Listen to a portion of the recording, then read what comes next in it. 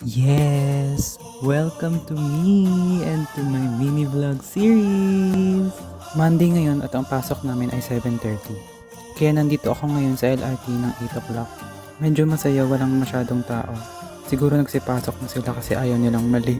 Hindi ko na na-vlog yung pagsakay ko sa jeep at sa tricycle. Nakalimutan ko kasi. At yun nga, nandito na ako sa LRT. Medyo matagal din ako naghintay ng train. Pero wala naman siyang laman na dumating, kaya ayos lang. Hindi ko pa nga nachat yung mga groupmates ko kung anong ginagawa nila.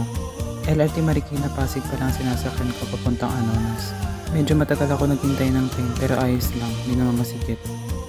Nandito na ako ngayon sa LRT Anonas. Tuwian na nga, pabalik yung sinakyan ko rin na LRT.